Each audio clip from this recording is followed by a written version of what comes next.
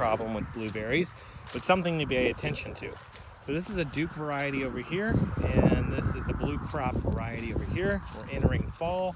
You can see we're starting to get some coloration on the leaves. Now, these Duke plants here, I had a lot of issues with over the summer, and it all looked like nutrient deficiencies, root rot, pomphosis like cane blight, all kinds of issues. And you can see here where I've got some yellow leaves on here, and the others are just kind of red, and that's fall discoloration. But the yellow leaves, that's a stress response to the plant. You can see here we've got more yellow leaves. We're kind of stringy. These are bright yellow, and they fall right off. So something's up with the plant. We sent leaves off to have them analyzed. We had a few nutrient deficiencies, but nothing major. Started having some plants die in the rows. And you can see here we've got some more yellow leaves. And this is the beginning of the spring's growth here, these little bitty leaves. And this is new growth that we put on throughout the summer. It has bigger, fuller leaves. Now, this is a 3-year-old Duke plant, and I've got a couple of new canes on it, but the old growth on it's just really scraggly. You can see it's very scraggly over here, and then we have plants that die. Comparison, let's come over here and look at a Jersey plant. All the leaves are very large, lush, dark green, a lot of vigor. Same thing with this blue ray and these blue crop here. A lot of vigor and look really good. So after a lot of research and a lot of work, we found out that it was not a cane blight issue or bacterial infection or any of that. It actually turns out that it was a flat-headed apple borer. This is an insect that primarily comes through in the spring, and the beetle lands on the canopy, goes down the canopy to the base, deposits its eggs on the outside of the cane. When they hatch out, they bore in. This bush right here that looks really scraggly, and it just looks like it's got a lot of nutrient deficiencies going on. I just cut this cane out of it, and I could tell this cane had died. This is a 3-year-old cane. It had a few leaves on the end of it that were holding on, and you'll really notice this in the peak of the summer when the water demand is at the highest. So after I've cut the cane, I've taken my shears, get this to focus, and I've just scraped the bark off. And when we scrape that bark off like that, we can see these tunneling paths that this insect has ate. And it works its way, usually, I've noticed that it kind of does a ring pattern, but sometimes it goes straight up and it leaves this sawdust, and this is called Frass, behind.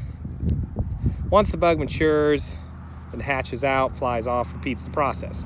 The only way to get rid of this in the field from research is to do a systemic that we run through our drip line.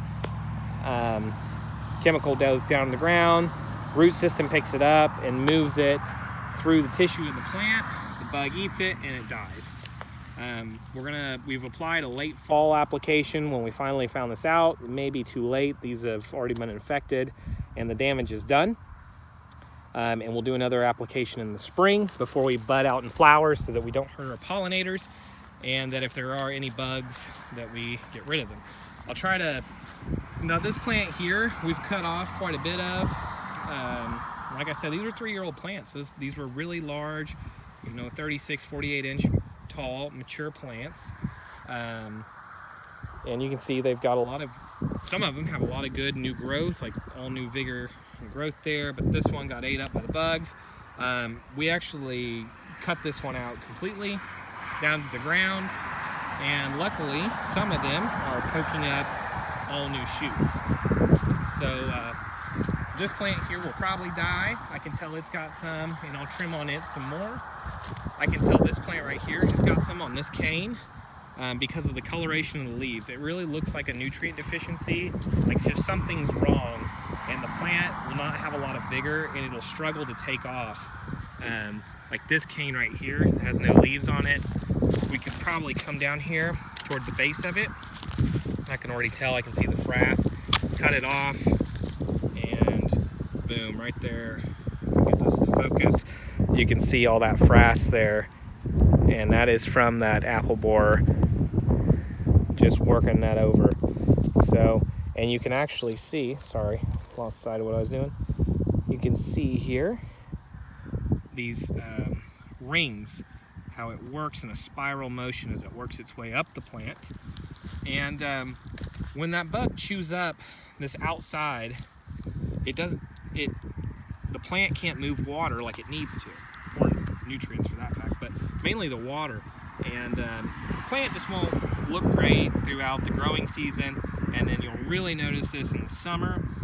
If you look at some of my other videos, when I didn't have this figured out, I was having a lot of canes that were flagging, which is a common sign of a stem blight or something. And basically, anytime the blueberry plant can't get water up the shoot during the heat of the summer, the shoot will flag and it'll look dead.